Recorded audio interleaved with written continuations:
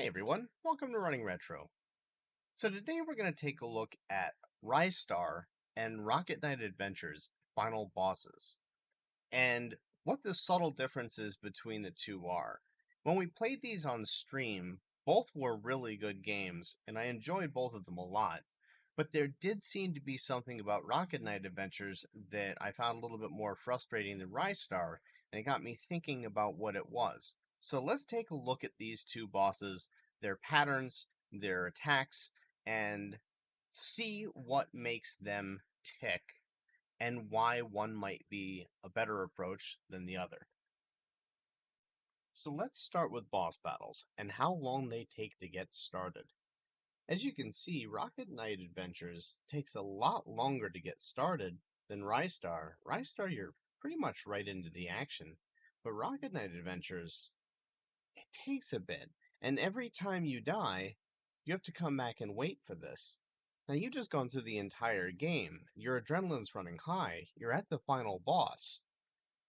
And forcing the player to pause like this and sit there suffering through nothing happening for this long makes it really awkward. With Ristar, you see the final boss, but you're right into the action. There's no pause. All that adrenaline that's been built up, you immediately get to start putting that to use. Once the boss battle finally starts, both bosses begin with heavy RNG. So in Ristar, it begins with these turrets coming out, and they move at random directions and fire pretty much at you and then move around in random directions again. But if you can get an early drop on them, you can juggle them and you can clear this phase pretty quickly. Now, the boss himself also moves randomly, but as long as he's moving around, he really doesn't hurt you unless you jump straight into his body, and it's not really a problem. With Rocket Knight Adventures, the boss moves around and does tend to favor attacking you, but can also teleport around. But instead of not hurting you, a lot of times what he'll do is he'll disappear when you're about to hit him and then reappear and deal damage to you, which makes it a lot more frustrating, and there's really no way to avoid it because his movement is random. One final note is that in Ristar, if you get bad RNG in the first phase, you can actually make up for it by showing skill and grabbing the blue orbs that the boss throws at you. They all drop health if your timing is good enough. So it gives you an opportunity through skill to dig out of RNG, and that is something that doesn't exist in Rocket Knight Adventures. At this point after the first phase, both fights go into completely pattern-based attacks. With Ristar, the boss repeats in a series 3 different attacks, one of which is an insta-kill. In Rocket Knight Adventures, the final boss may vary his actual attack angles, but he goes through different phases where you have to beat the phase, but the attacks remain effectively the same. The patterns are identical. So both bosses are relatively similar in this respect, and this is actually one of the points that got me thinking about why each one feels different. What makes these two stand apart? And ultimately, I think it comes down to a few major things. Ristar, the boss, changes patterns. So even though they're the same patterns, he attacks at slightly random angles, and you have to adjust for it.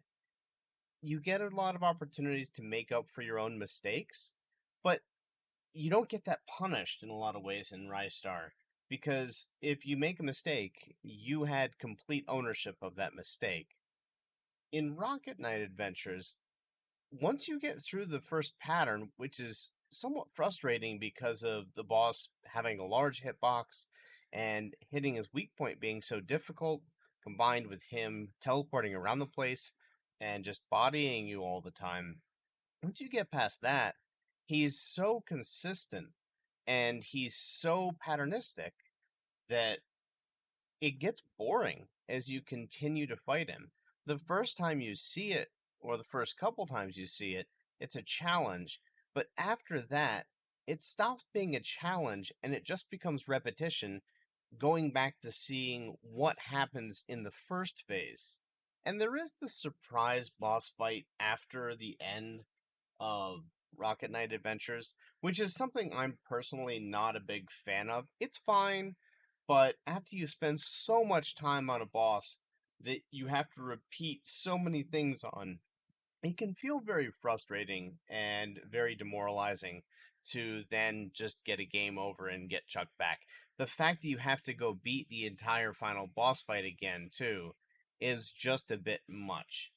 And at the end of the day, they're both really good games.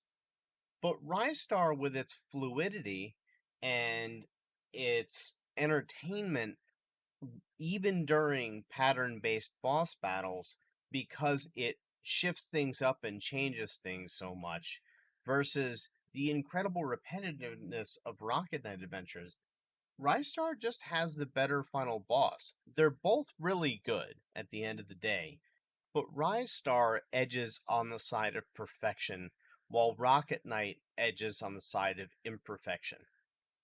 And I think that's the big difference between the two. So, guys, I hope you enjoyed this take on it. If you like this, please like, subscribe, leave comments down below. If there are some bosses that you'd like to see us compare in the future, also please put that down below. Check out our Discord and our website, and join us on Thursdays and Fridays for our streams.